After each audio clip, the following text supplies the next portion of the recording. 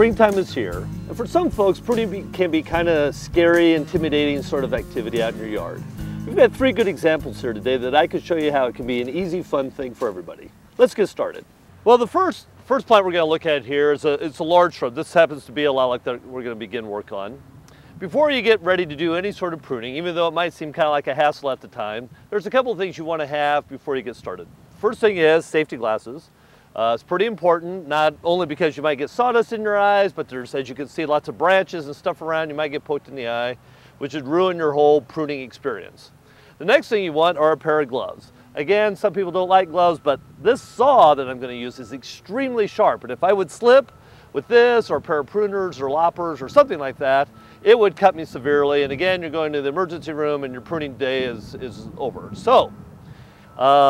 And then the tool that we're using today on this particular shrub is this folding saw.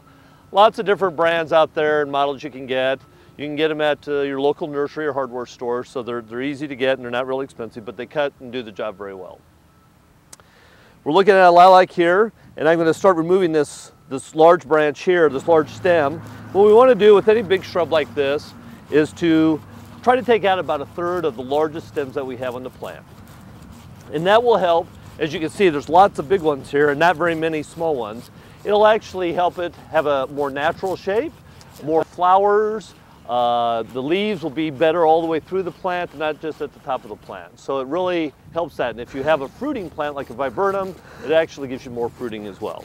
And then the other reason we do that for this particular plant is insects. Lilacs have borers. The borers like larger stems, so by removing the large stems, you really get rid of your insect problem.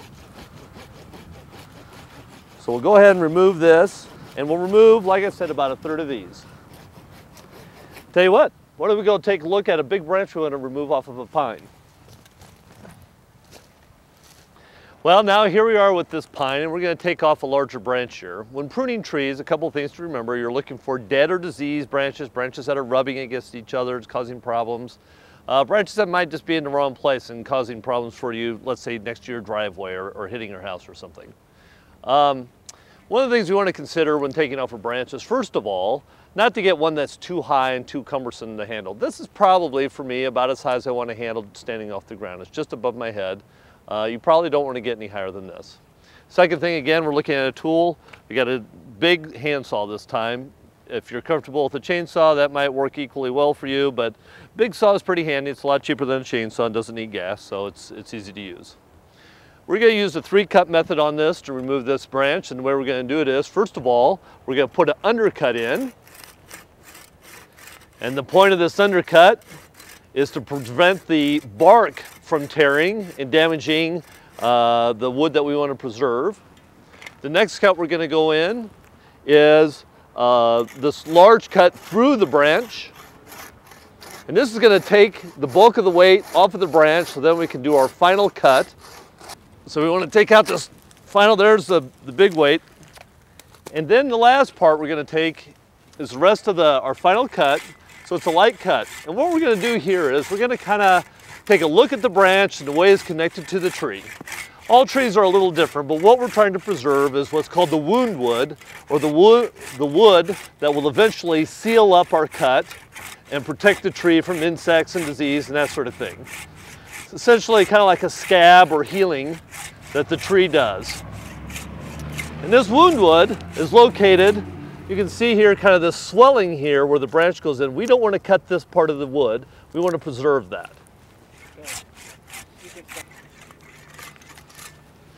So we want a nice smooth cut. We preserve this branch bark ridge, which will eventually seal this cut. Now let's go take a look at the crabapple and the pruning we're going to do to that.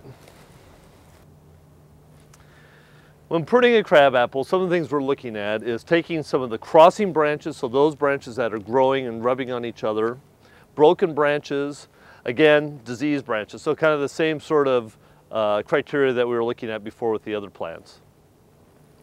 You can see here with this crab, we have some that are growing in some odd directions. And like I said before, when pruning, we want to preserve that ridge at the base of the branch. Here, because of the size of the branches, I'm just using regular bypass pruners. And make sure your pruners are sharp, and again, gloves and safety glasses to protect yourself.